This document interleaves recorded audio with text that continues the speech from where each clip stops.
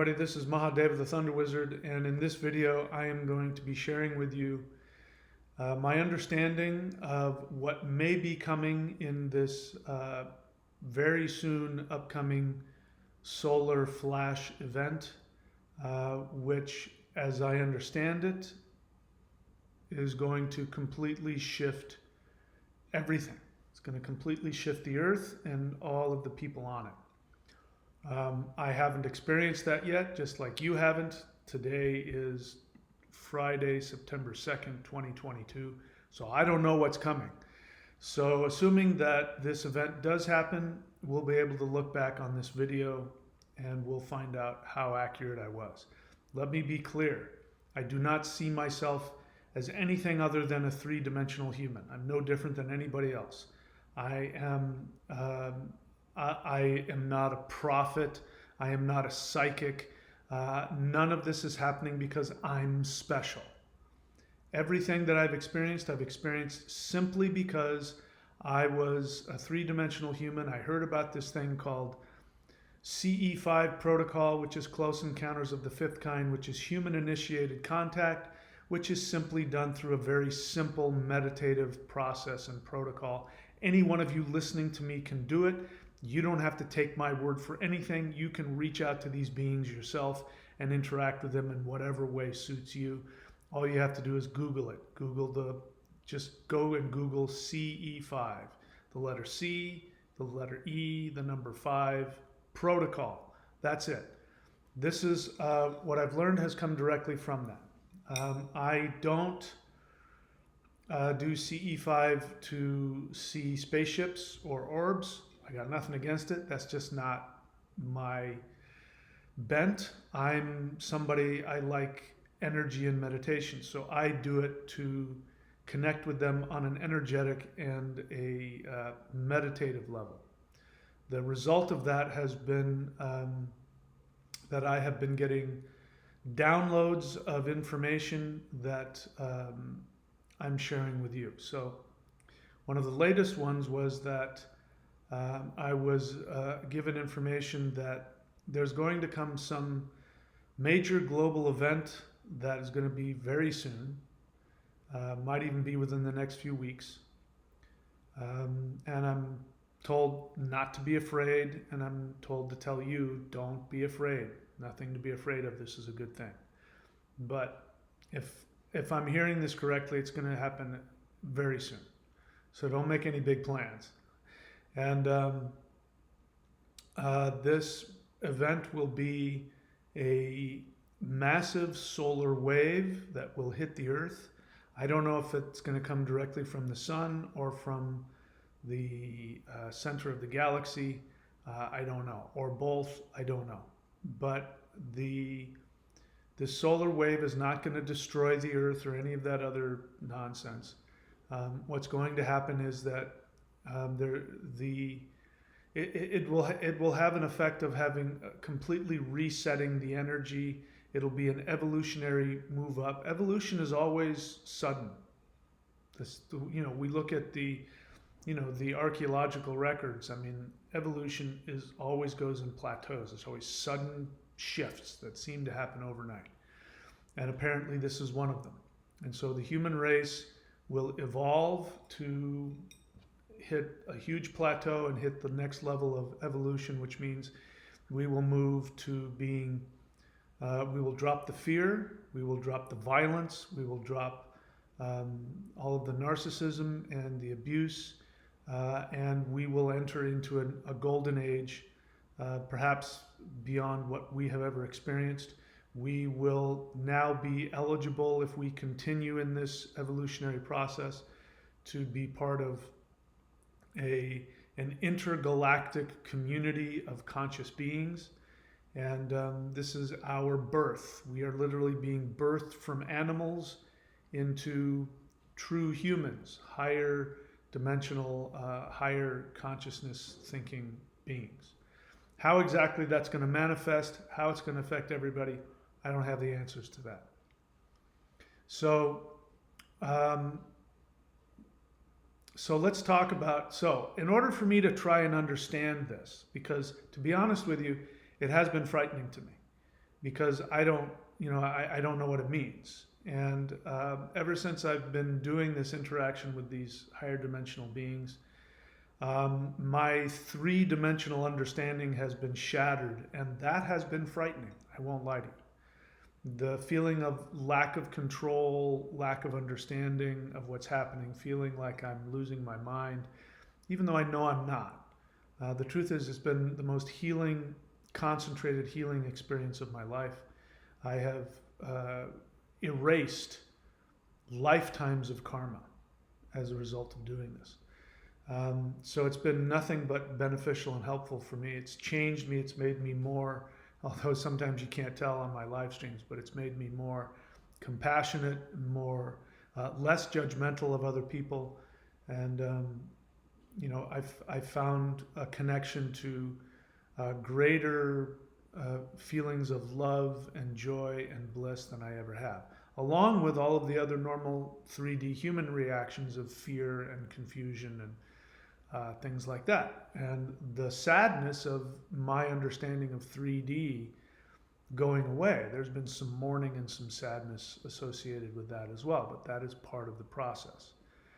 In any case, in order to understand this, I've had to take a look at some physics, as well as listening to what they're saying and sort of looking at what physics says about dimensions. So let's start with our 3D reality. So the truth is, we don't live in 3D. We live in 4 dimensions. We live in 3-dimensional space-time, and I just said it, plus time. 3-dimensional space plus time. So we actually are interacting with 4 dimensions. When we start getting into, living in the 4th dimension or the 3rd dimension, let me be also clear about something else.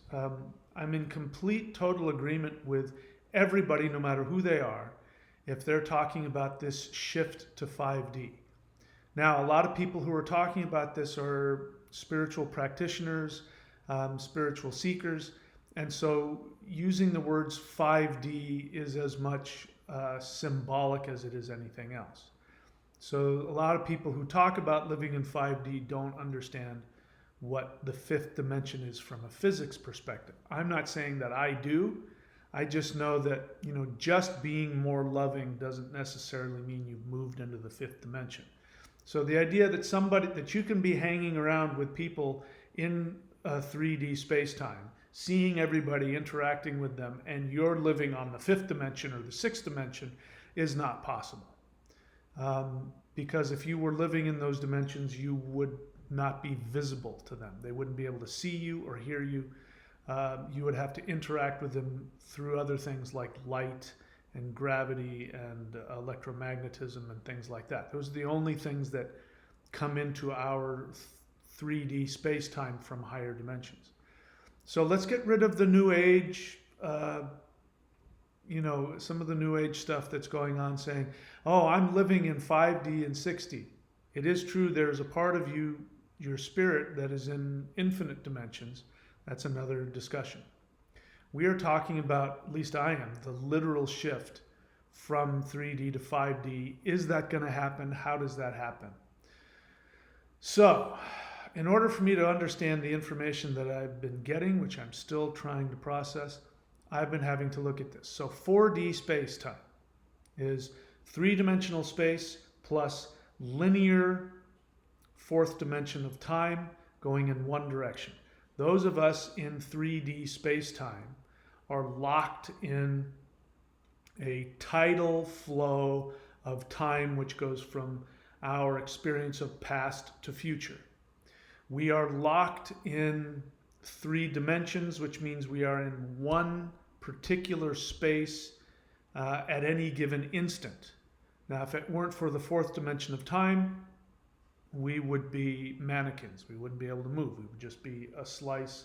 If you pause the video, that's 3D. 3D space-time is somebody moving around and talking and doing things. So where you are at any given instance in 3D space-time is your experience, but you are locked in a tidal flow of time going from past to future. So you are locked. It feels like you're locked in one place, but you're not. What my friends have been telling me, and one of the ways I know, like I'll get a thought in my brain, and if I ask or I'll repeat it, I get a confirmation in here. I get this, again, another energy jolt that's coming from some other dimension. That's currently how I'm fact checking what's coming through my brain. It's a very long, difficult process filled with, like I said, lots of stuff gets lost in translation. I'm hoping to learn more.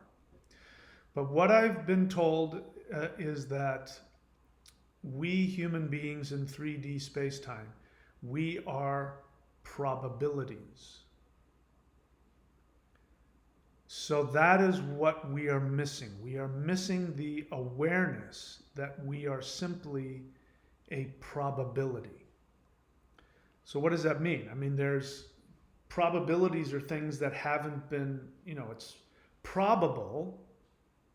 I mean, I'm assuming that the words are very specific because it didn't say possibilities, because there are infinite possibilities. So obviously we are a possibility. So the idea that we are a probability means that there's a limited number of possibilities that are most likely. And so it's best for us to look at it as my 3D space-time manifestation is nothing more than a probability. So that means that being trapped in your life, the feeling of being trapped in your 3D space-time, is a result of you trapping yourself in a 4D probability. Does that make sense? I'm trying to figure it out as I go.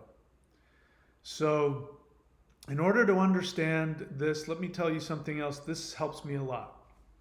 There are physicists, and I believe Einstein is one of these.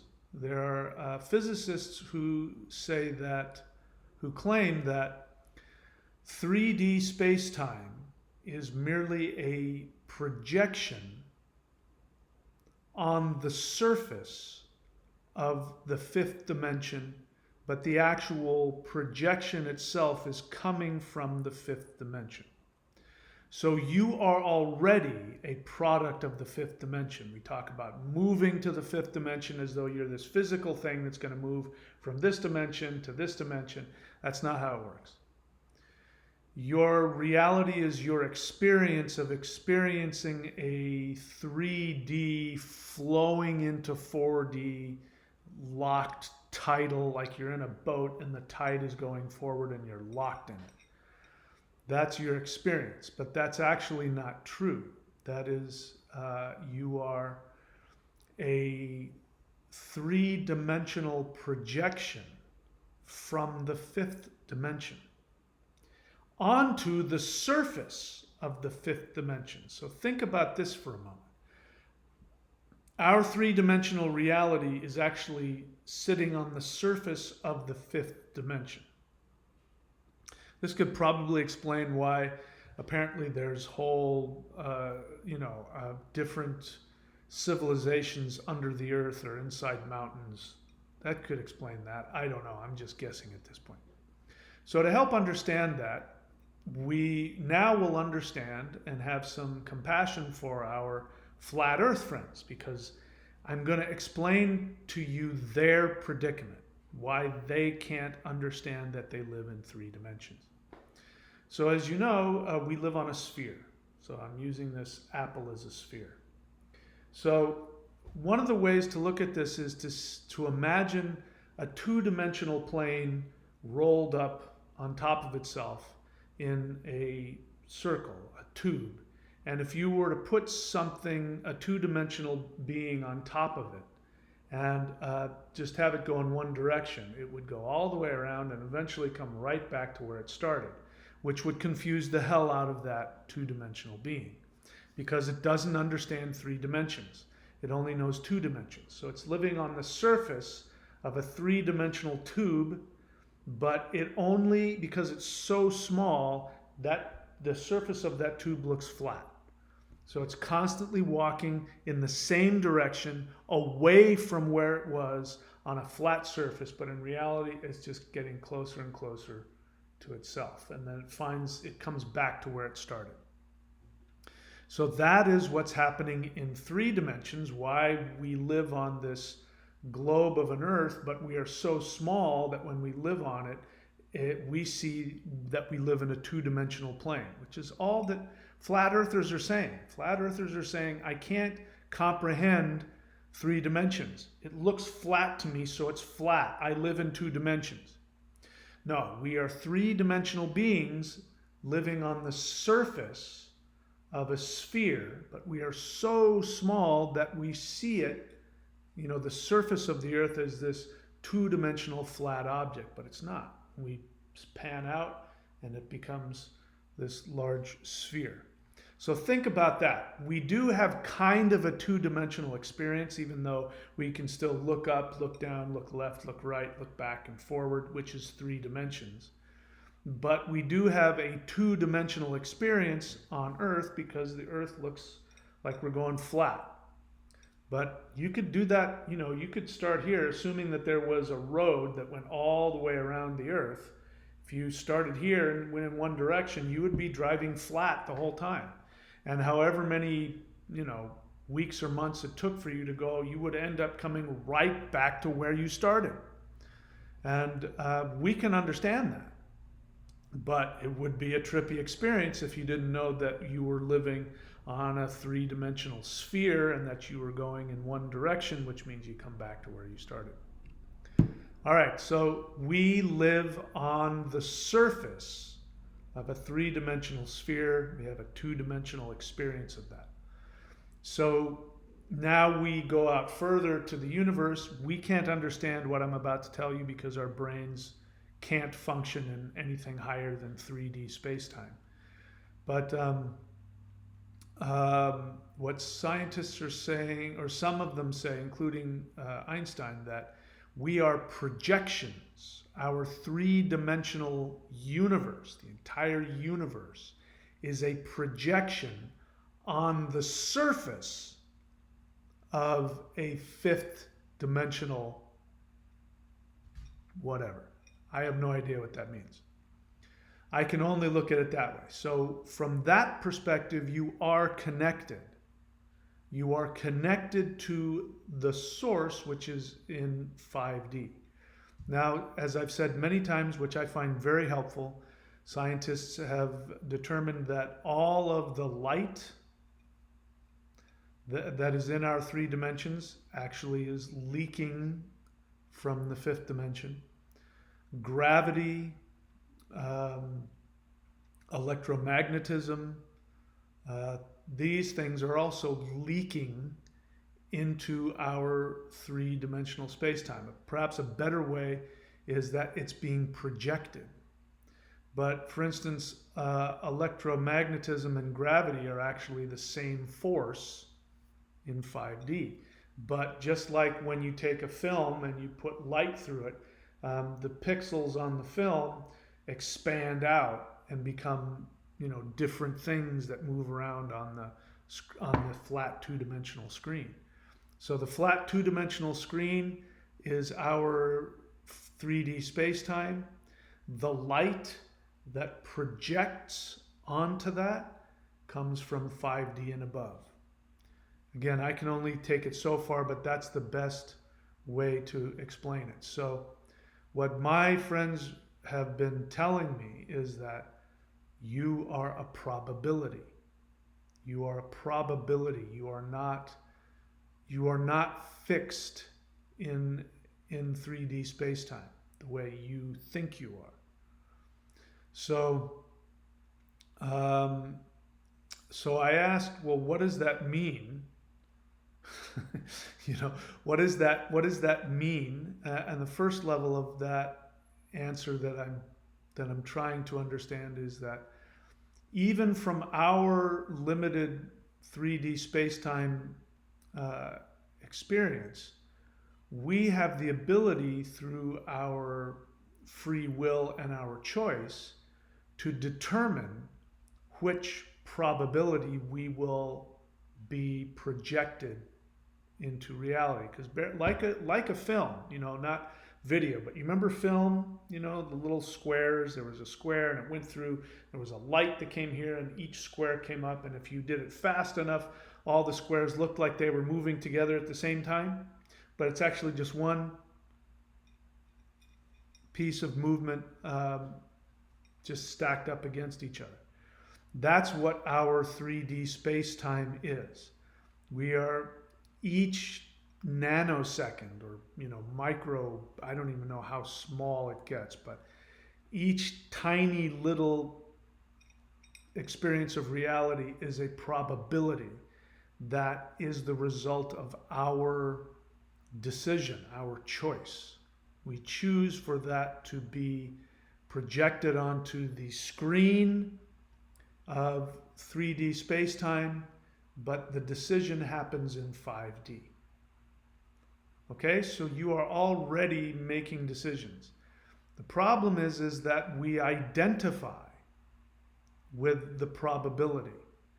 So if you identify with being in pain, being miserable, being poor, being sick, being angry, being sad, all of those things are decisions that we make based on the stimulus that happens to us, and that creates a probability which is then manifested onto the 4D screen of our reality, our three-dimensional reality.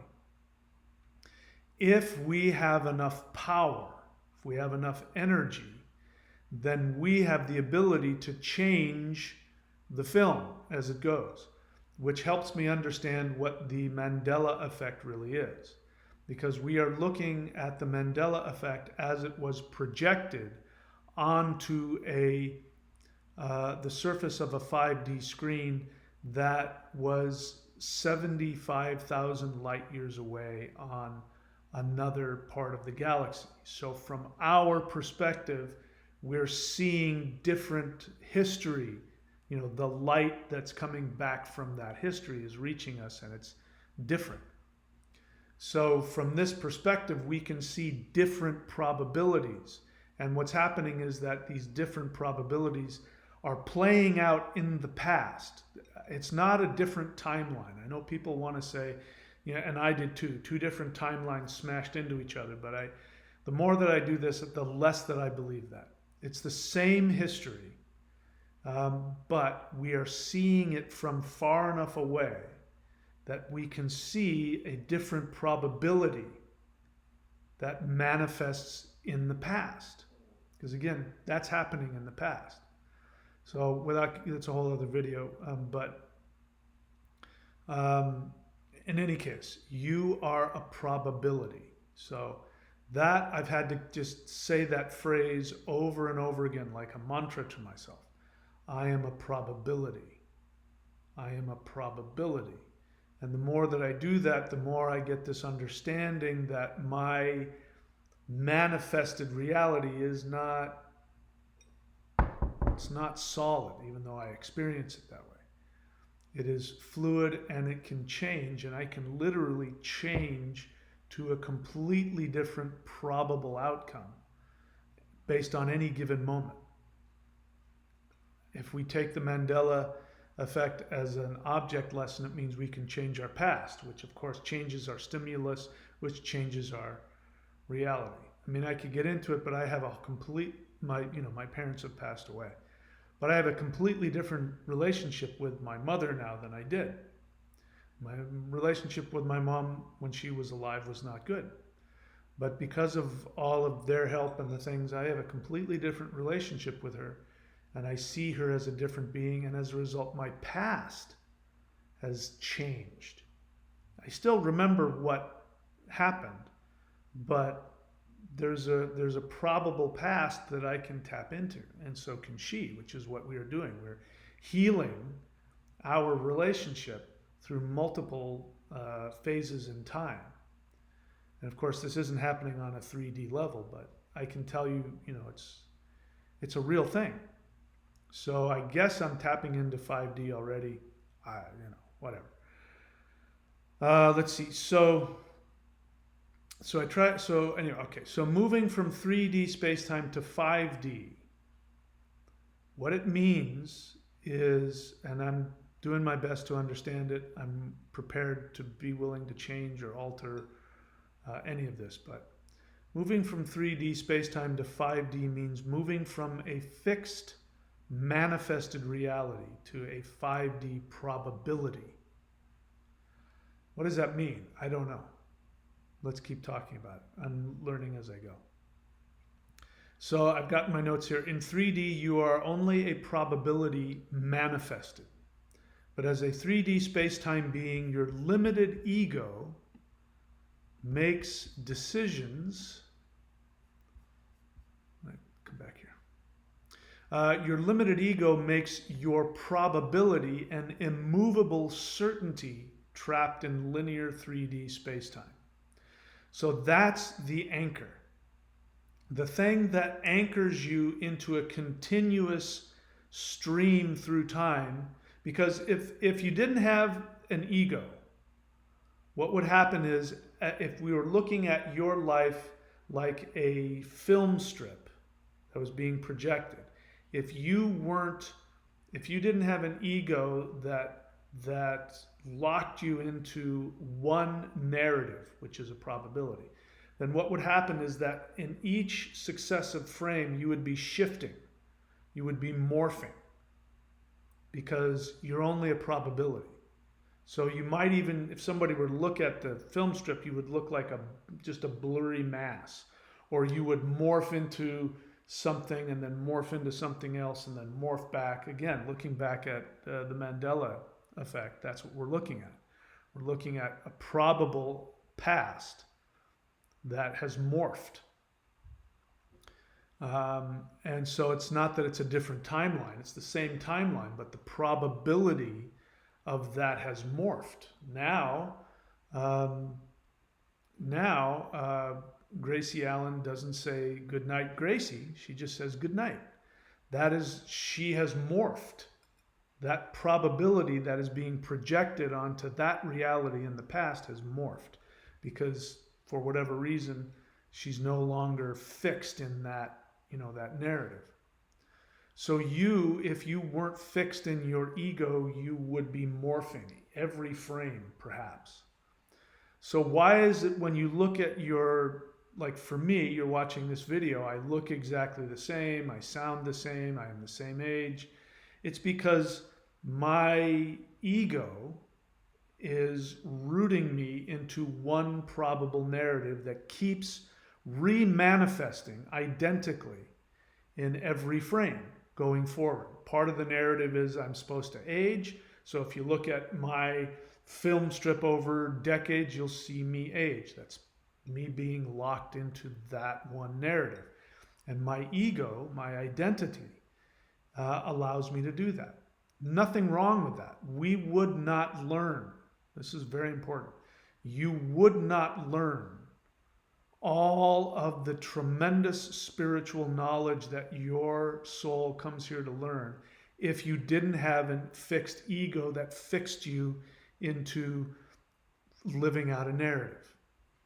Because you learn the consequences of choices, and you learn all kinds of things you wouldn't learn otherwise. That's why you manifested in 3D space-time. That's why you incarnated. So let me continue to read here, because I wrote what I believe I was being told at the time.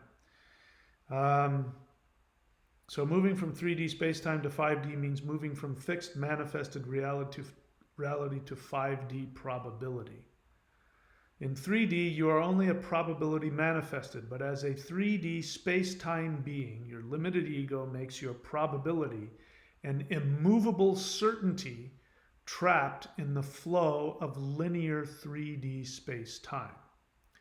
In order to free oneself of this certainty limitation, one must have the extra energy to stay in the probability zone of 5D. The extra energy needed to do this comes from eliminating the limited ego self. All right. So that there's a lot to unpack there. I hear that, and I'm honest with you, that frightens me. It's a frightening thought to not have an ego. It's a frightening thought to feel like I'm going to disappear. If you remember my earlier videos when I first started having this, I was talking about I am having this fear that I'm going to disappear. Well, the truth is that every time I interact with these beings, a piece of my limited manifested self does disappear, and I feel that. And sometimes it's traumatic if I overdo it. Sometimes it's really traumatic. I'm getting better at doing it and getting more comfortable, and so I'm able to do it more and more and allow myself to shift and to morph. So where do we get the extra energy that is being put into the ego? This is why I have Dr. Manhattan up here, because this is the perfect example. Go and watch that movie, even though there's some things about that aren't, the violence and everything else that happens in the movie is not necessarily 5D.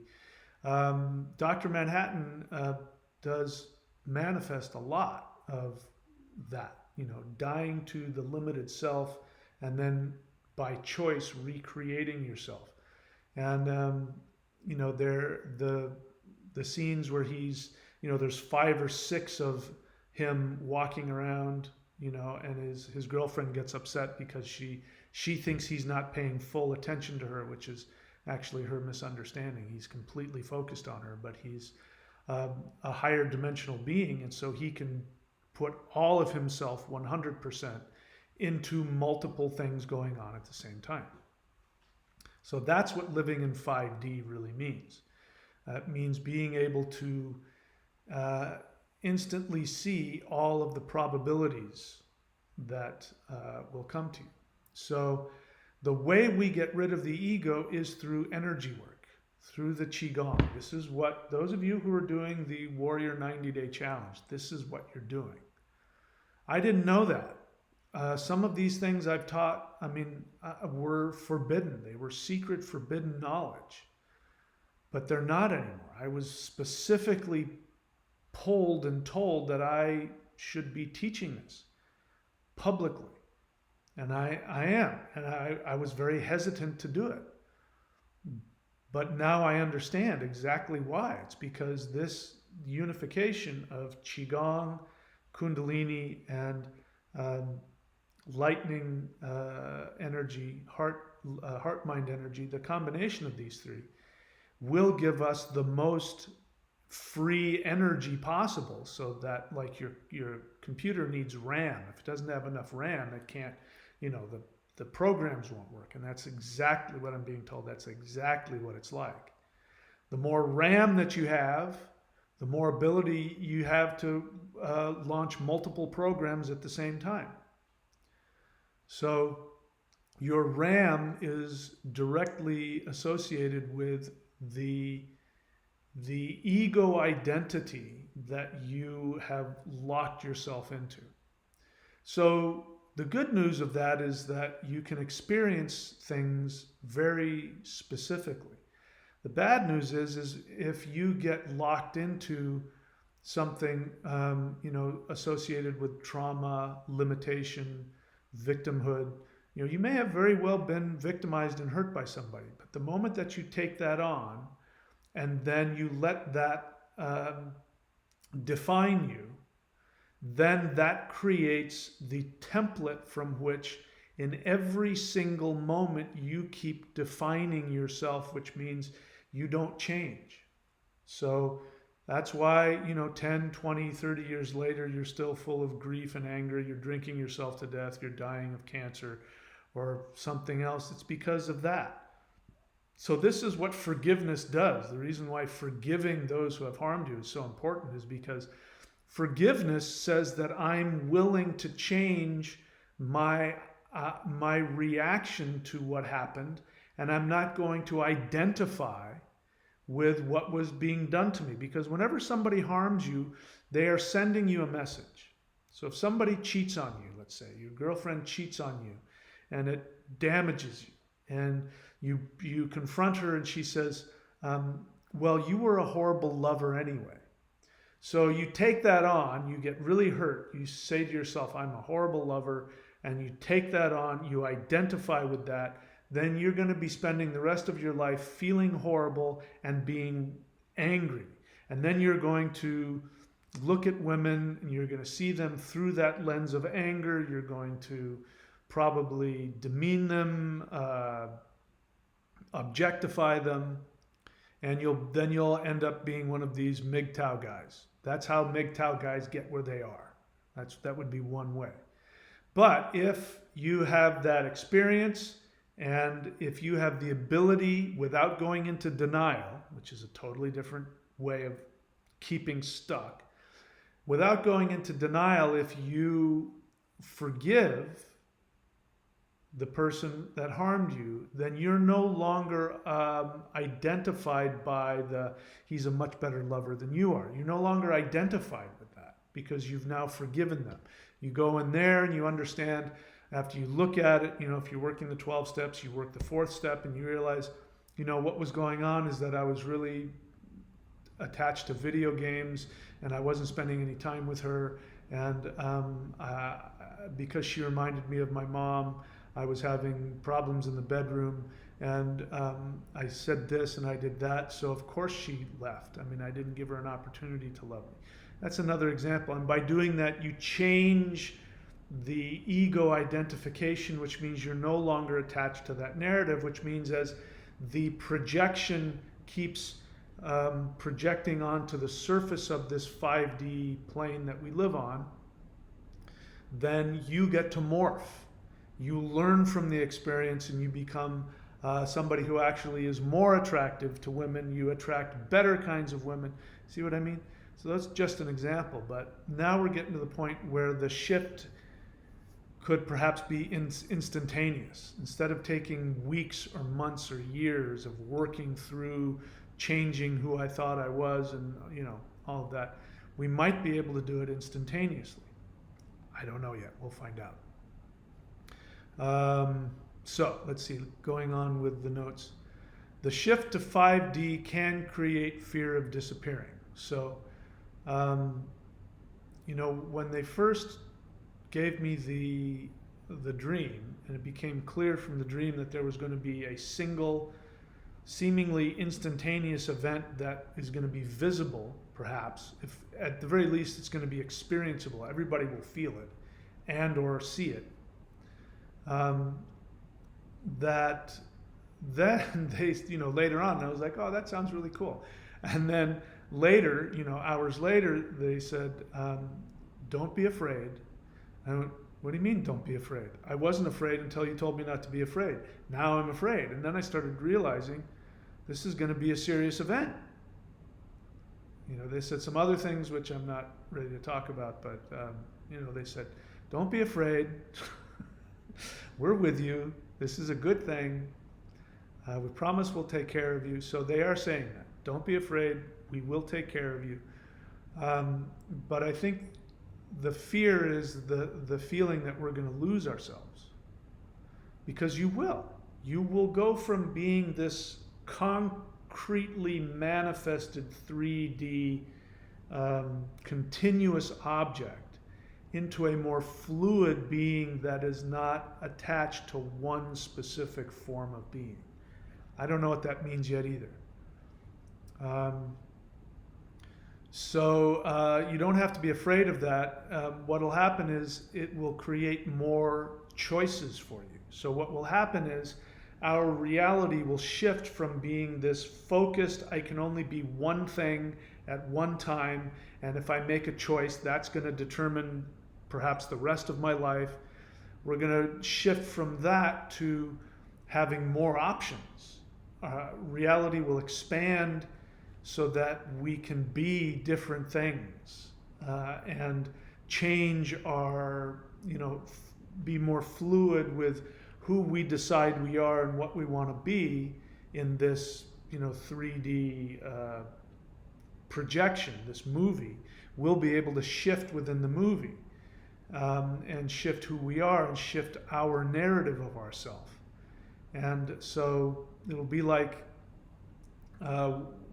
maybe for some people, I don't know for everybody, but maybe for some, or on some maybe sliding scale. The truth is, I don't know. But perhaps that will mean, or this is what they told me it would mean, is that in any given moment, you will instantaneously see all of the probabilities that you will become. And you will have the choice, because you're not attached to an ego identity. You will be able to go, oh, that looks like fun. Oh, I'd like to be that. And you'll be able to choose how you're manifesting. Now, it doesn't necessarily mean you're going to be somewhere else. You'll still be physically 3D, but your reality will manifest in front of you. You know, you're in other words, you know, you want $500, all of a sudden there'll be a check in the mail kind of thing. You know what I mean? That's what I mean by that. I'm giving an example. We'll find out, but that's how it feels to me. And you'll see all the possibilities, excuse me, not the possibilities, the probabilities that are in front of you. And here is why, you know, people, the main fear people have is, are beings that are more powerful than us, to beings in higher levels, can we trust them? Which is the assumption that beings of higher dimensions want to harm you, false archons, you know, false beings of light or archons want to trap you. And the assumption is these higher dimensional beings, because they have this power, are going to use it against us and do things that are damaging to us for their own benefit. Here's why that's impossible. Because karma is karma. And what is karma? Karma is simply the reaction to your action. And there are certain laws in the universe. And it's not a law that's been imposed by a god. It's just the way that energy works. It's just a fundamental law of existence. And that is that you are connected to everything. You are connected to all conscious beings, regardless of what dimension they live on. This is why these beings, when they interact with me, they don't treat me like I'm some, you know, lower being. They treat me like they're equal. We are both aware they have more abilities than I do, but that's only because they're in a different dimension. It has nothing to do with anything other than that. And so they completely know that what is damaging to me will be damaging to them. And they also know what is healthy for them is healthy for me, even if I don't like it.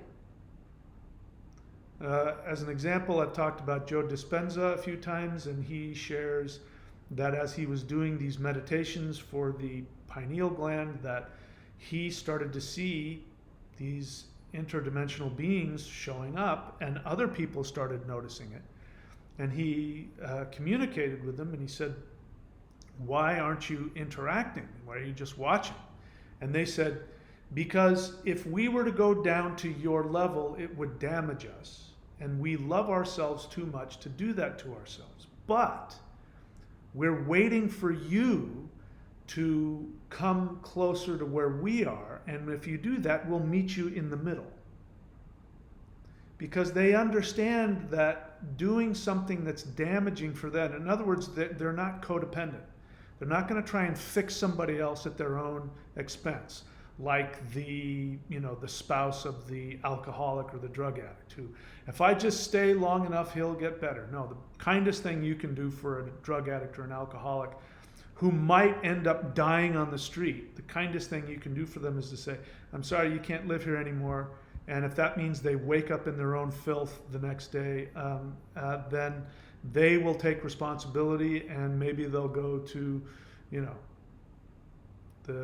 the downtown mission or something like that, or get themselves into a recovery center or something like that. But they won't do that if you co-sign their craziness, and you take care of them, and you bathe them, and you clothe them. You think you're helping them, but you're not, because you're damaging yourself first. Because you are hurting yourself by being around these destructive, abusive people. And so the first step to being healthy for others is saying, you know what, I can't do this. I have to take care of myself. That person is going to get upset because they're going to say, well, then I'm going to end up dying on the street because you won't let me stay in your house and you won't feed me and clothe me. And you will say, that would make me very sad, but that's not my problem. That's your problem. If you want to talk to me after you've been in recovery for a year and you're sober and you got a job, then we'll talk. I'd love to have you in my life. Until then, you're damaging to me and you got to go. That's how these guys live. They won't do anything that damages themselves in order to help us, but they will do everything within their power to help us help ourselves. So that's why it's impossible for these beings to be narcissistic, because they can see all of the probabilities. If they were to come and do something damaging to you, like take advantage of you, lie to you, manipulate you, take your energy from you, they would instantly see the karmic payback would be very damaging to them, and they don't want to experience that. They also instantly see that when they act towards you in a loving way, they instantly see that they receive love from the quantum consciousness, because that's how energy works. It's the Gebo rune. It's a give and take. I've been experimenting with this, and I recommend you guys do it. I've been able to tap into a realm that is a realm of light and pure love. And it's just, I go through the CE5 protocol, but when I leave Earth, I make the decision to go to the realm of light. And I'm instantly there. And sometimes I see other beings there floating around, very happy to see me. Much of the time, I just focus on the center of light. So there's just this light there. And I focus on that, and first I try and imagine my heart being the center of light, and I'll feel all this intense energy in my heart. And then I imagine taking energy from the light.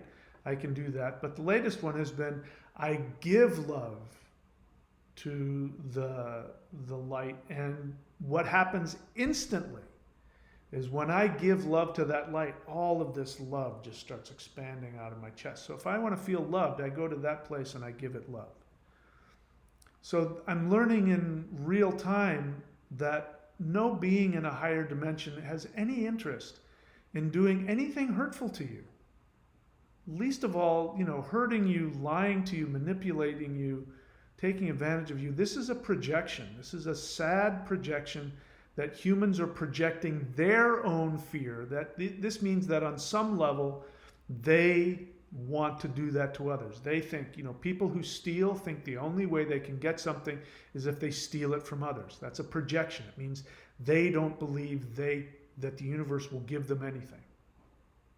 Whereas somebody who believes that the universe will give them everything that they want, when he sees somebody and he's got a full stomach but he has food, he's going to give his food to the guy who's hungry, because he knows that the universe will provide him with whatever he needs. So these beings have no interest in harming you.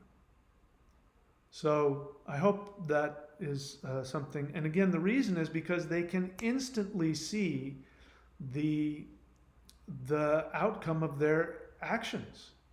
And they're not going to do anything that's harmful to them, because they see the moment, if they even thought of doing something harmful to you, they would instantly see that it would damage them. And they don't want to damage themselves. No conscious being wants to damage themselves. Only people in 3D do that. All right, so let's see. There are infinite possibilities. Okay, so we're just going to stick with the word probabilities, and I think you should focus on that. Although there are infinite possibilities, manifestation, at least at this level, deals in the realm of probabilities. And there are multiple, seemingly maybe even infinite probabilities. But anyway, you can meditate on that as I am. And this is what divination does, by the way. So this is why divination is a good tool that you can do, like rune readings or tarot readings, or even go to a psychic, assuming that they have real abilities. But all they're doing is they're looking at probabilities. And that's all that's happening. So if you ask, for instance, if I've got the runes here and I shuffle the runes and I'm not projecting my own unconscious things onto it, and I ask the rune, what happens if I do this? And the rune reading is going to show the most likely probability. It's not an absolute fact. I tend to respect those things because those probabilities have, when I'm not attached to it, have turned out to be true. So when I do a reading, I look at it, I go, okay, that's the most likely probability. That sounds like a good idea or a bad idea. Then I listen to it. But also, don't make all of your decisions based on these kinds of things. That might change as we go forward. So after the shift, it is possible that some of us, I'm now reading my notes here, after the shift, after the solar wave, it is possible that some or all humans will be able to instantaneously see the different probable outcomes of our actions and decisions and be able to make the best decision for our own well-being. I'm feeling the thumbs up as I say that. So I'll just take that as it is. I wrote that. I got a positive response, so I'll read it again. After the shift, it is possible that some or all of us will be able to instantaneously see the different probable outcomes of our actions and decisions and be able to make the best decision for our well-being. It sounds like a pretty good place to be. And then I've already told you why evil beings cannot exist on higher dimensions. I've already talked about that. Okay, let's see what this is. I wrote down here. A good way to envision 5D is not to try and see how physical space differs, because our brains can't do that. So that's where I get hung up, because as somebody who I respect science and physics, 5D is not just I'm full of love. So again, when people say I'm living in 3D, 4D, and 5D, if everybody in the same room can see each other, they're in the same dimension. If some people can see some of the people, but those people can't be seen, then we've got two groups of people in two different dimensions. That is anyway, it's just a word. People are using 5D to describe a state of emotional or psychological being. So for me, when I try to envision what it would be physically like to live in the fifth dimension, I just get file not found, because it's completely different. I know enough about it to know that it's completely different than anything I can possibly imagine. The times that I believe that I've glimpsed into 5D, it is so warped and distorted because I'm seeing it through a three-dimensional framework that it's frightening, because it's just so strange and warped, and it doesn't, So what might be helpful is not to try and envision 5D physically, but to imagine that we will no longer be blind to the probable outcomes of our choices. So when physicists talk about what are some of the superpowers that people would have in 5D, one of them is being able to live in multiple timelines simultaneously, which is another way of saying living in multiple probabilities at the same time. It means being able to, go back and change things, go back in time, change decisions, change outcomes. I say that because, as I understand it, you can't, as you're living multiple timelines, you can't just change this timeline and change. If you're living multiple timelines and this one right here you want to change, you would actually have to go back in time to where you made that choice and make a different choice. That timeline will still exist, but you'll create another one. That's how I understand it. No idea if it's true or not, but again, it's just another more complicated way of saying being able to see all of the probabilities and being able to choose which probabilities you want to live in. And so there it is. I don't know what that means. I don't know what's going to happen. I, I'll go back to what I wrote when I said, what does that mean? And here's what I think I got. It means that after the shift, which could be very soon, I'm talking within weeks, I don't know, but I think it might be very, very soon. After the shift, it is possible that some or all of us will be able to instantaneously see the different probable outcomes of our actions and decisions and be able to make the best decision for our well-being. So I'm the one that put in there some or all of us, because I can't comprehend everybody getting to that place, but I don't know. Maybe all of us will get there instantaneously. I don't know.